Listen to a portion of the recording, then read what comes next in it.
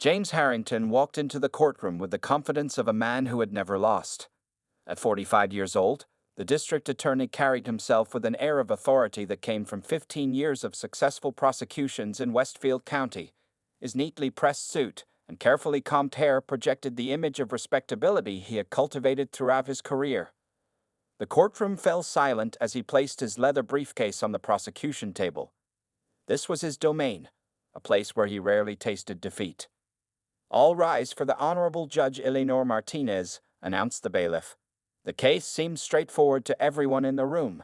Dr. Amara Collins, a neurologist at Westfield County Hospital, stood accused of medical negligence in the death of a patient.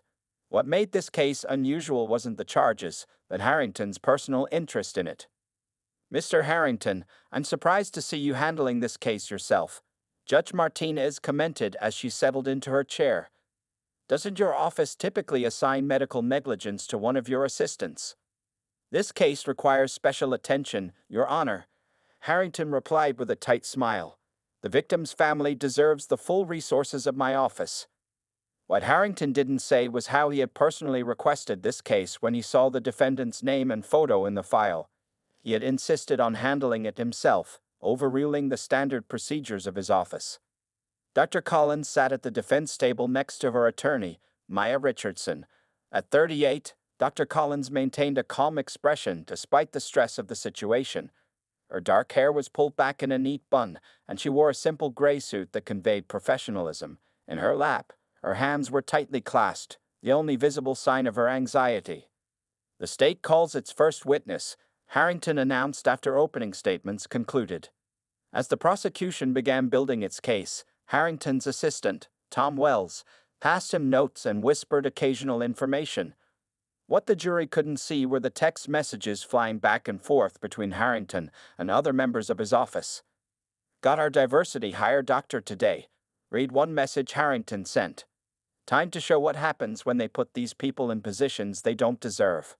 Each night after court, Harrington gathered with his team to plan the next day's strategy. In his office, with the door closed, his language changed dramatically. "I don't care what the medical board said about her decision being reasonable," he told Wells during one such meeting. "Find me an expert who'll say it wasn't. I want her license and I want her gone." Wells looked uncomfortable but nodded. "The evidence is pretty thin, James. Her record is actually excellent." "I don't care about her record," Harrington snapped. "Just do your job." Meanwhile, Dr. Collins spent her evenings with Richardson, carefully reviewing her case notes and preparing for her testimony.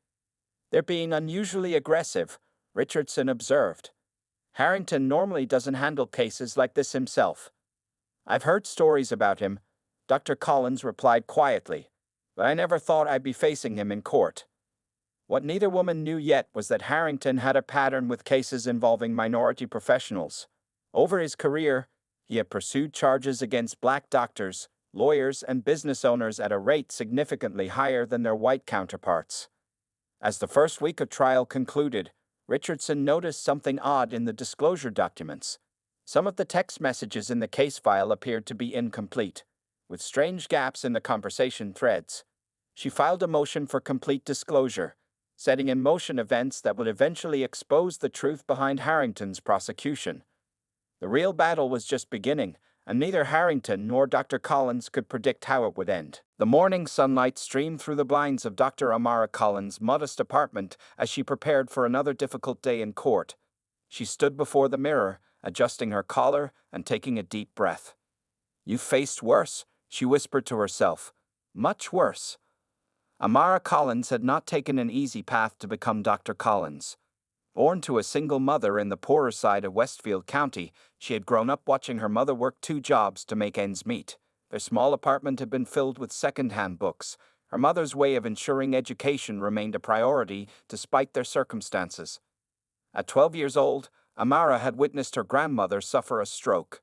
The confusion of the hospital, the medical terms thrown around, and the clear difference in how staff spoke to her family compared to others had left a lasting impression. That day, sitting in the hard plastic chair of the waiting room, she had decided to become a doctor. "They'll see us differently when I wear the white coat," she had told her mother. The journey had been anything but simple. While her classmates enjoyed normal teenage activities, Amara spent nights studying. She earned a full scholarship to State University, where she graduated with honors despite working part-time to help her mother with bills. Johns Hopkins Medical School had followed, where she was one of only 3 black women in her class. The subtle challenges were constant. Professors who seemed surprised by her correct answers, patients who questioned if she was really their doctor, colleagues who attributed her success to diversity programs rather than her 4.0 GPA and perfect MCAT score. Despite it all, Dr. Collins had excelled. She specialized in neurology, fascinated by the brain's mysteries and driven by memories of her grandmother's stroke. Her research on treatment protocols for hemorrhagic strokes had been published in leading medical journals. When offered prestigious positions at hospitals across the country, she had chosen to return to Westfield County Hospital. Why come back here? Her medical school friends had asked. You could work anywhere. Because here is where they need me most, had been her simple answer. For 5 years, Dr. Collins had built a reputation for excellence at Westfield County Hospital. Her patient survival rates exceeded the national average by 17%, and she had established a stroke prevention program that served the community's poorer neighborhoods. She worked longer hours than any other doctor in her department, often staying late to ensure patients understood their treatment plans. The case that had landed her in Harrington's crosshairs involved Gerald Reynolds, a 68-year-old patient with a complex medical history. Mr. Reynolds had suffered a rare form of stroke that standard treatments couldn't address. After consulting with specialists across the country, Dr. Collins had attempted an experimental procedure that showed promise in recent medical literature.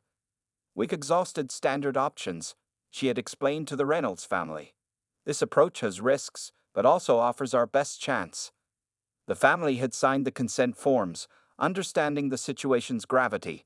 Despite Dr. Collins' best efforts, Mr. Reynolds had passed away 3 days later. The hospital review board had examined the case and found Dr. Collins' decisions medically appropriate given the circumstances.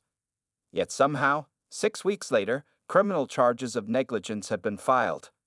As Dr. Collins drove to the courthouse for the second week of trial, her phone buzzed with text messages of support from hospital colleagues.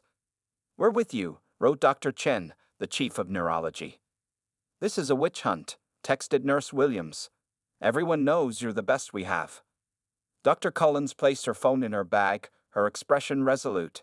What she didn't know was that across town, Prosecutor Harrington was already plotting the day's strategy, one designed to break her composed exterior and expose what he believed was incompetence hidden behind impressive credentials. District Attorney James Harrington sat in his office, the glow of his computer screen illuminating his face in the dimly lit room.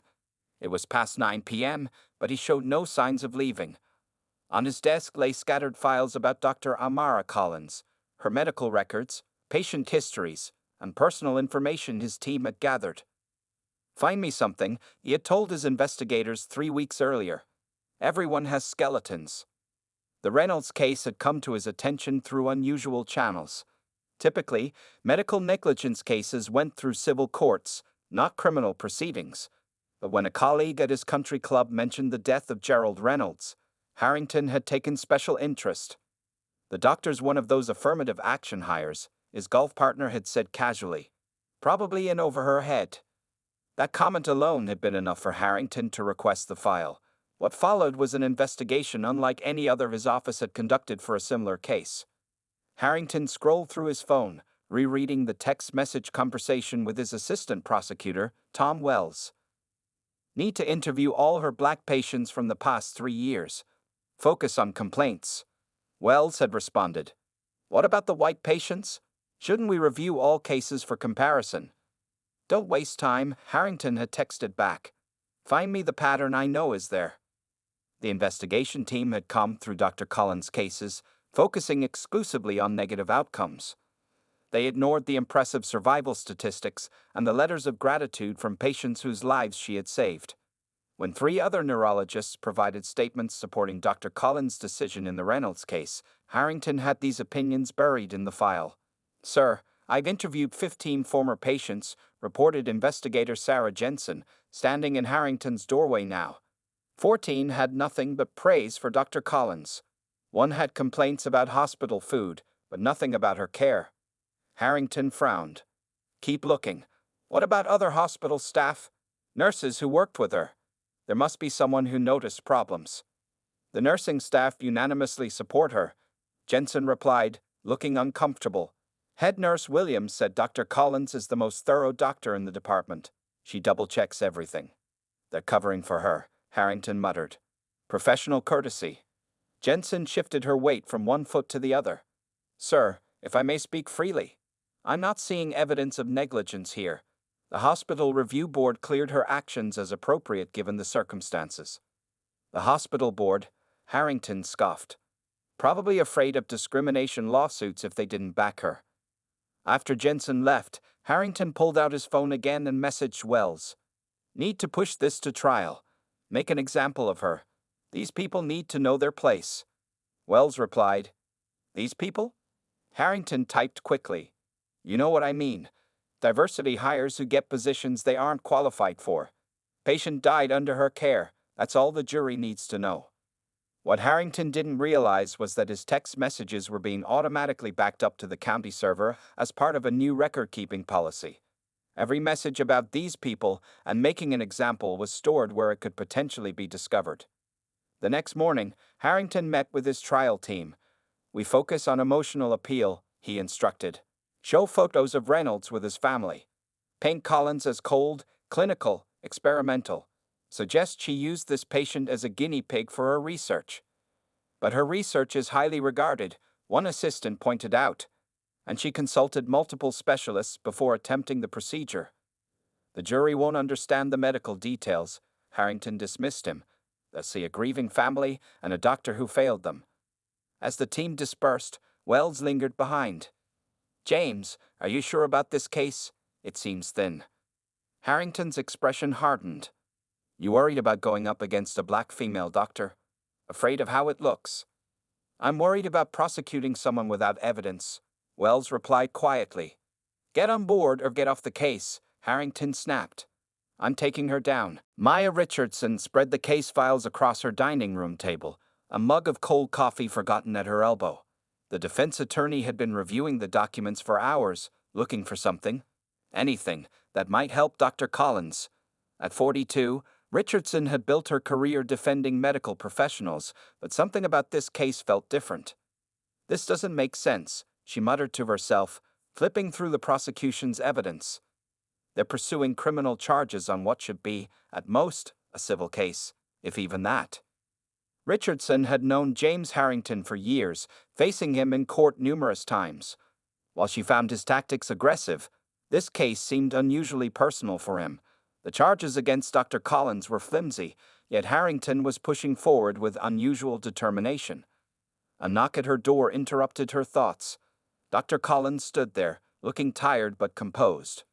Sorry I'm late, Dr. Collins said. Emergency consultation at the hospital. Richardson waved her in. Even with this case hanging over your head, you're still saving lives. Dr. Collins set her bag down with a sigh. The hospital administration has been supportive, but some patients have requested different doctors since the charges became public. My reputation is already damaged, regardless of the verdict. The two women spent hours preparing for trial, reviewing medical terms that would need to be simplified for the jury and practicing answers to likely questions. Around midnight, while organizing the files, Richardson noticed something strange. These disclosure documents have gaps, she said, lining up several pages. Look at the text message timestamps. There are conversations missing. Dr. Collins leaned forward. Is that unusual? Very. They're required to provide complete communication records. Richardson tapped her pen against the table. I'm going to file a motion for complete disclosure first thing tomorrow. The next morning, Judge Martinez reviewed Richardson's motion in her chambers. Your Honor, the prosecution has provided incomplete records. Richardson argued. We believe there are missing communications relevant to our case. Harrington scoffed. We've turned over everything pertinent to the case, Your Honor. Defense is fishing. Judge Martinez examined the documents. These do appear to have gaps, Mr. Harrington. The court orders full disclosure of all communications regarding this case by tomorrow morning. Harrington's face reddened slightly. Of course, Your Honor. That evening, a junior member of the prosecution team delivered a thick folder to Richardson's office. As she began reviewing the complete text messages, her eyes widened. "Oh my God," she whispered. The texts revealed Harrington's racial bias in startling clarity. Messages about making an example of these people and references to Dr. Collins using slurs painted a picture of a prosecution driven by prejudice rather than justice. Richardson immediately called Dr. Collins. "We have something," she said, "something big." When Dr. Collins arrived, Richardson showed her the messages. The doctor read them silently, her expression shifting from shock to anger to determination. "He's prosecuting me because I'm black," she said finally, her voice steady despite the emotion in her eyes. "Yes," Richardson replied, "and now we can prove it." They worked through the night, reorganizing their defense strategy. Richardson prepared motions to dismiss the case based on prosecutorial misconduct and bias, but she also had another idea, one that might have a more powerful impact on the jury and the community. "What if," she suggested as morning light filtered through the blinds, "instead of just filing these as evidence, we let the jury hear them directly from you?" Dr. Collins considered this. "You want me to read his words aloud during my testimony?" Richardson nodded. "If Judge Martinez allows it. Nothing will expose his bias more clearly than hearing his own words coming from the person he targeted." Dr. Collins stood and walked to the window, looking out at the courthouse visible in the distance. "All my life, I've had to be twice as good to be considered half as qualified," she said quietly. "I thought those days were behind me once I became a doctor." She turned back to Richardson, resolution in her eyes. "Let's do it. Let him hear his own words in open court." The courtroom buzzed with tension on the third day of trial. Every seat was filled, with several reporters squeezed into the back row. Word had spread about the unusual criminal case against Dr. Collins, drawing attention from the local medical community and civil rights observers. Dr. Amara Collins sat at the defense table, her posture perfect despite having slept only 3 hours. She wore a simple navy suit, her hair pulled back neatly. Next to her, Maya Richardson reviewed her notes one final time. "All rise." The bailiff called as Judge Martinez entered. After the morning formalities, Richardson stood. "The defense calls Dr. Amara Collins to the stand." A murmur ran through the courtroom. Calling the defendant to testify early was an unusual strategy. Normally, defense attorneys save their client's testimony for later, after weakening the prosecution's case. Dr. Collins walked steadily to the witness stand, took her oath, and sat down. As Richardson began asking about her background and credentials, James Harrington's demeanor started to change. At first, he appeared merely bored, checking his watch and shuffling papers. But as Dr. Collins described her education at Johns Hopkins and her research accomplishments, his expression shifted to something more concerning. "I graduated first in my class and received the Sanderson Award for Neurological Research," Dr. Collins stated. Harrington smirked visibly, shaking his head slightly. Several jurors noticed his reaction, exchanging glances. Richardson guided Dr. Collins through her career history and then to the specific case of Gerald Reynolds. Dr. Collins explained the complex medical situation in simple terms the jury could understand. Mr. Reynolds had an unusual form of stroke affecting a region of the brain that standard treatments couldn't reach, she explained. "After consulting with specialists at Mayo Clinic and Johns Hopkins, I recommended an experimental approach that offered his only chance of recovery." As she spoke, Harrington's behavior grew more obvious. He rolled his eyes when she mentioned consulting other experts. When she described the careful way she had explained risks to the Reynolds family, he actually chuckled under his breath. "Something amusing you, Mr. Harrington?" Judge Martinez asked sharply. "No, Your Honor. Just reviewing my notes," he replied, but his smirk remained. The jury was now fully aware of his behavior. Several members frowned in his direction, while others whispered to each other. Dr. Collins continued her testimony with dignity, explaining the procedure she had performed and the complications that arose despite her best efforts. "We did everything medically possible to save Mr. Reynolds," she concluded, genuine sadness in her voice. "His loss weighs heavily on me, as does the loss of any patient." Richardson nodded sympathetically. "Thank you, Doctor. No further questions at this time." Judge Martinez turned to the prosecution. Your witness, Mr. Harrington. Harrington stood slowly, buttoning his suit jacket. His confidence seemed to fill the room as he approached the witness stand. Dr. Collins, he began, emphasizing her title with subtle mockery, you told us a great deal about your impressive credentials. Johns Hopkins, research awards, publications. He waved his hand dismissively. But credentials don't say patience, do they? Objection. Argumentative, Richardson called. Sustained, Judge Martinez replied. Harrington smiled slightly. Let me rephrase. Despite your credentials, Mr. Reynolds died under your care, correct? Yes, he did. Dr. Collins answered calmly. As I explained, his condition was. A simple yes is sufficient, Harrington interrupted. Now, this experimental procedure you chose. It wasn't approved by the FDA for this use, was it? It was an established procedure being applied in a new context, which is common in medical. Again, a yes or no would suffice. Harrington cut in, his tone growing harder. Judge Martinez leaned forward. Mr. Harrington, please allow the witness to complete her answers. Harrington nodded stiffly. Of course, Your Honor. He turned back to Dr. Collins, his eyes cold. Tell me, Doctor, how many of these experimental procedures had you performed before trying it on Mr. Reynolds? The questioning continued in this manner, with Harrington growing increasingly aggressive and dismissive. His body language suggested he found her answers laughable, and he repeatedly implied that her position at the hospital was due to diversity initiatives rather than merit. As the morning wore on, the atmosphere in the courtroom grew increasingly tense. What nobody yet realized was that the true confrontation was still to come. After the lunch recess, the courtroom settled back into tense silence. Dr. Collins returned to the witness stand, her composure intact despite Harrington's morning attacks. The prosecutor stood before her with a confident swagger, ready to continue his cross-examination. Dr. Collins, Harrington began, leaning casually against the jury box. You mentioned earlier that you were qualified for this experimental procedure. Would you say you were the most qualified person at Westfield County Hospital to perform it? Yes, Dr. Collins answered simply. As the head of neurology. Interesting, Harrington interrupted. Because I have to wonder if perhaps other factors contributed to your position at the hospital. He paused dramatically. The hospital has diversity requirements to meet, doesn't it? A murmur ran through the courtroom.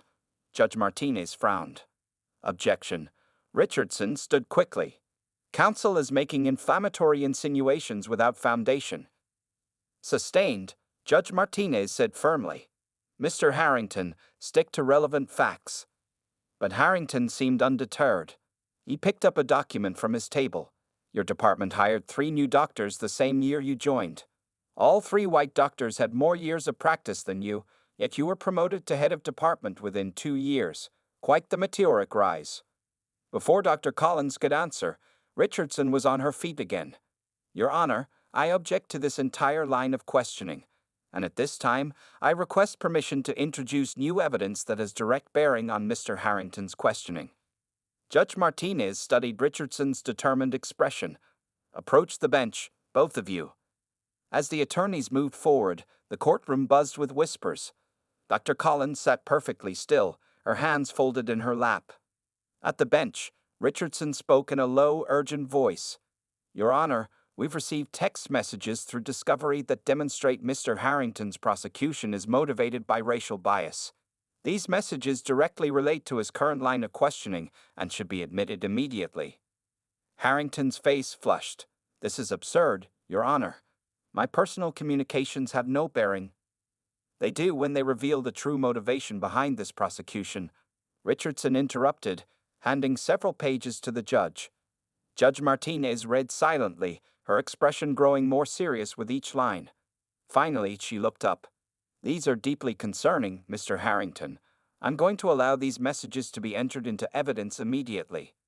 Returning to her seat, Richardson handed a folder to Dr. Collins. Dr. Collins, I'd like you to review these documents.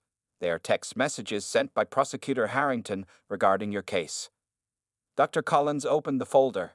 Her eyes widened slightly as she scanned the pages, but her expression remained controlled. Dr. Collins, would you please read the highlighted message from March 3rd aloud? Richardson requested. Dr. Collins looked up, first at Richardson, then directly at Harrington. For the first time, their eyes truly met. She began reading in a clear, steady voice. Got our diversity hire doctor today. Time to show what happens when they put these people in positions they don't deserve. Find me anything we can use. A collective gasp filled the courtroom. Harrington's smirk vanished, replaced by shock. Continue with the message from March 15th, please, Richardson said quietly. Dr. Collins turned the page. Don't waste time with the positive outcomes. Focus on her black patients. Find me the pattern I know is there. Harrington stood abruptly. Your Honor, I object to this.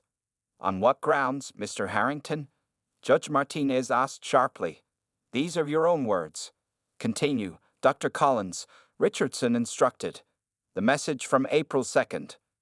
Dr. Collins' voice remained steady as she read. Need to push this to trial. Make an example of her. These people need to know their place. With each word, Harrington's face grew paler. The jurors stared at him with expressions ranging from shock to disgust.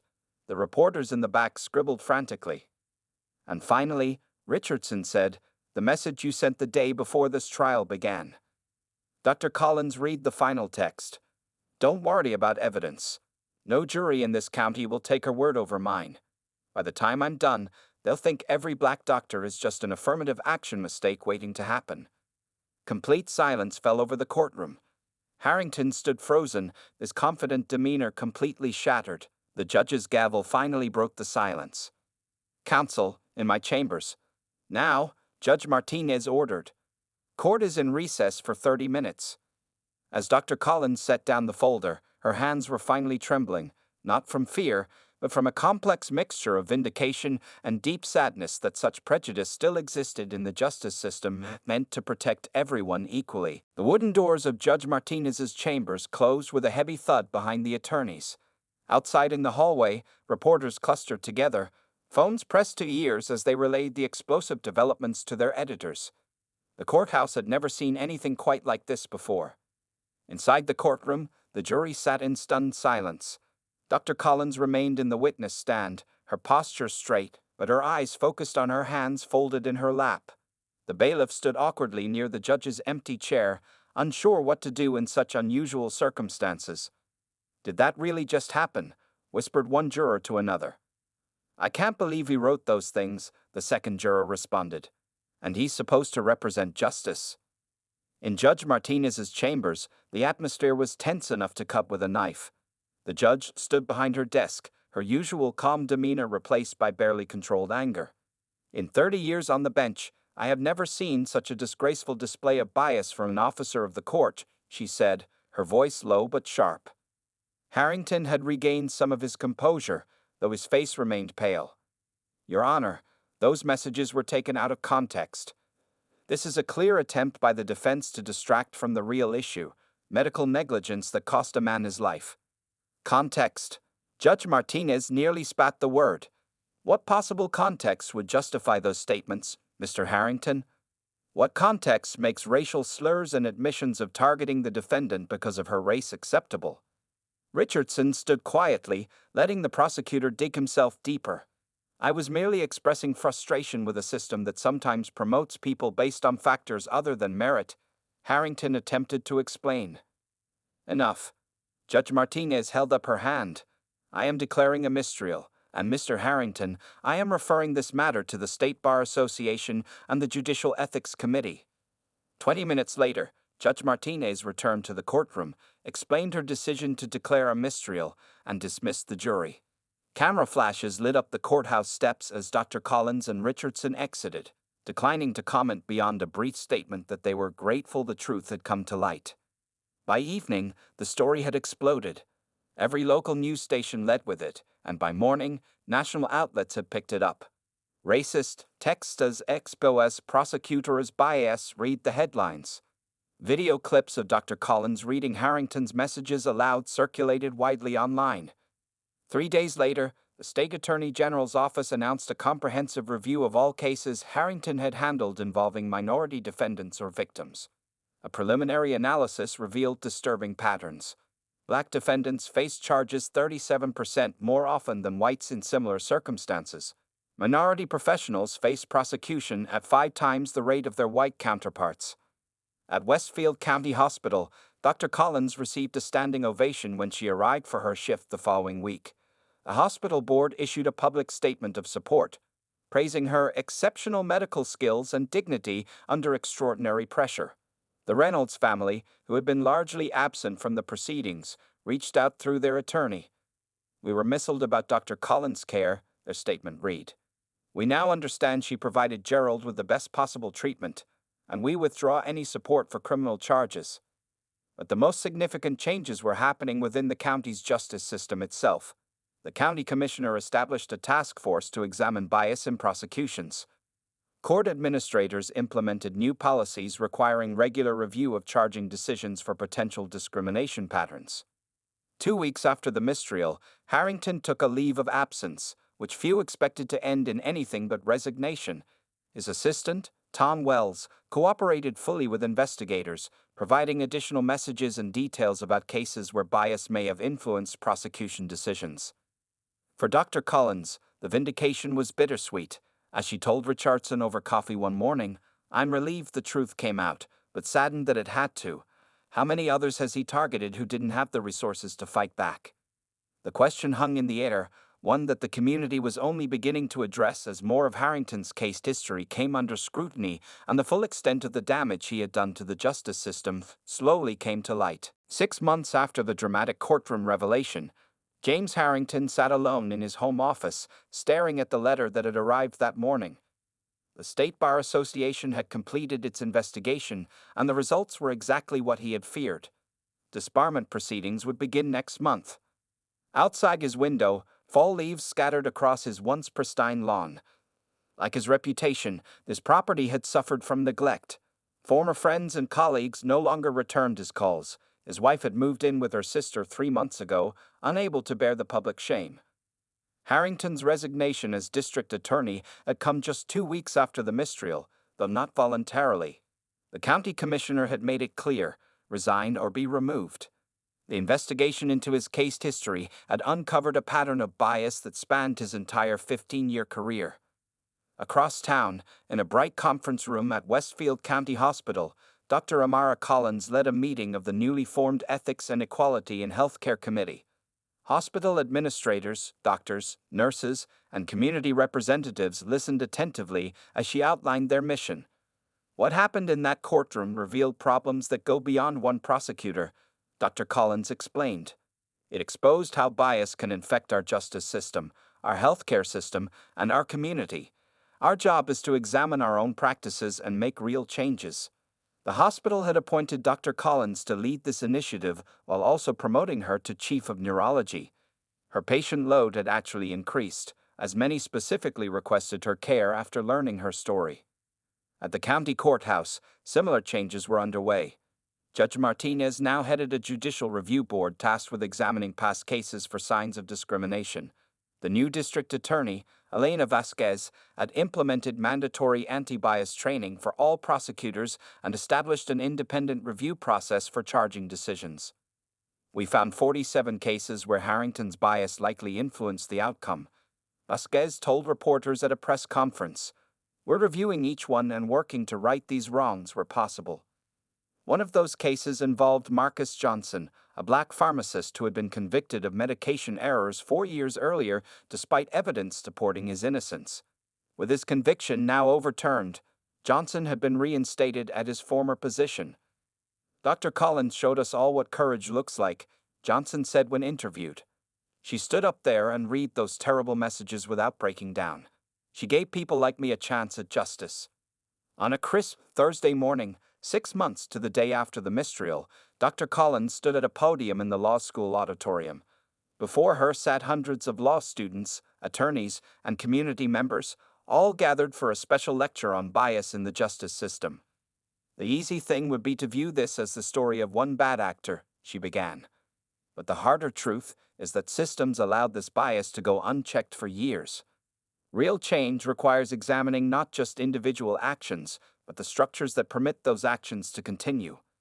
As she spoke, Maya Richardson watched from the side of the stage, pride evident in her expression. Their case had transformed from a professional relationship into a friendship and partnership for change. Together, they had established a legal clinic providing representation to minority professionals facing potential discrimination. After the lecture, a young black woman approached Dr. Collins. "I'm in my first year of medical school," she said shyly. "When I heard your story, it gave me hope that I could make it too, no matter what obstacles I face." Dr. Collins smiled and placed a hand on the student's shoulder. "The path won't be easy," she said.